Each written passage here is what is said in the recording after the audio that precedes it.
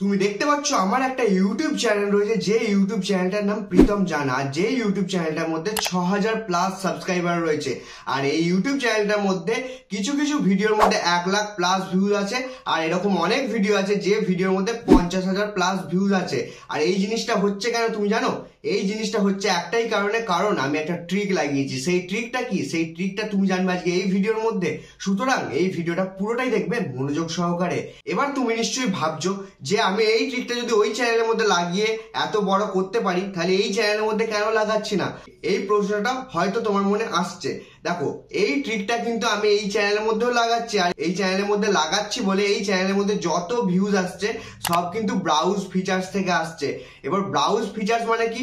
Browse features মানে এটাই যে তুমি ধরো একটা ভিডিও বানিয়েছো, ভিডিও বানানোর পর তোমার ভিডিওটা ধরো আমার ইউটিউব পেজের মধ্যে ইউটিউব রেকমেন্ড করলো।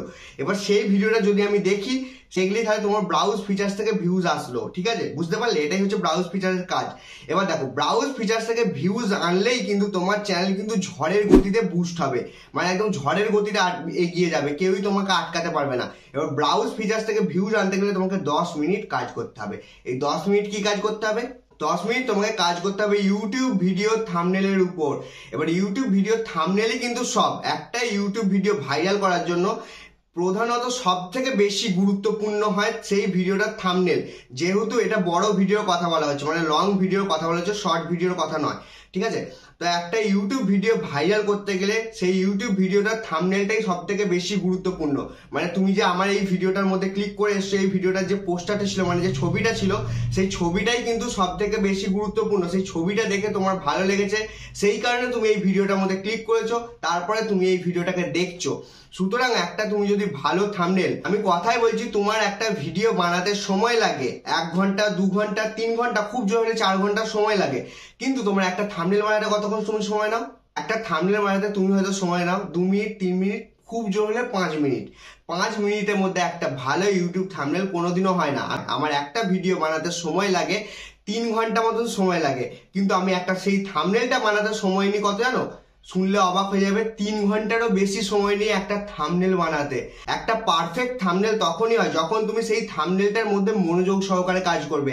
একটা ভিডিও ভালো বানাতে গেলে 3 ঘন্টা যেহেতু সময় লাগে, একটা ভালো থাম্বনেল বানাতে কিন্তু তোমাকে 3 ঘন্টা সময় নিতে হবে। কারণ তুমি ভিডিওটা দেখাবে কাকে? আমি কথা বলছি, তুমি একটা ভালো ভিডিও বানিয়ে নিয়েছো, ভিডিওটা দেখাবে কাকে? ভিডিওটা দর্শককে দেখাবে। আর দর্শক তোমার ভিডিও থাম্বনেল দেখেই পালিয়ে গেল, ভিডিওর মধ্যে ক্লিকই করলো না, ভিডিওটা বানানো পুরোপুরি বেকার হয়ে গেল। বুঝতে পারলে? সুতরাং তোমাকে মনোযোগ সহকারে থাম্বনেলের উপরে কাজ করতে হবে।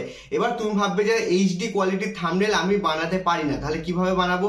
যদি এই ভিডিওটার মধ্যে কমেন্ট করো তুমি থাম্বনেল কিভাবে বানাবো, তাহলে আমি এই ভিডিওটার পরে নেক্সট ভিডিওটা নিয়ে আসবো, তুমি এইচডি কোয়ালিটির থাম্বনেল কিভাবে বানাবে তোমার ইউটিউব ভিডিওর জন্য। ঠিক আছে, সুতরাং এই ভিডিওটার মধ্যে কমেন্ট করো, কমেন্ট করলেই সেই ভিডিওটা পেয়ে যাবে। পুরো একদম এইচডি কোয়ালিটি থাম্বনেল বানাতে হয় কিভাবে, পুরো শিখিয়ে দেবো। কিভাবে কালার গেট করতে হয়, সব কিছু, মানে কোন কালারের সঙ্গে কোন কালার ভালো লাগবে সব কিছু আমি শিখিয়ে দেবো। আজকের ভিডিওটা ছিল এতখানি। ভিডিওটাকে করে দাও লাইক, চ্যানেলটাকে করে দাও সাবস্ক্রাইব। দেখাবে খুবই তাড়াতাড়ি নতুন একটা ইন্টারেস্টিং ভিডিওতে। বিদায়।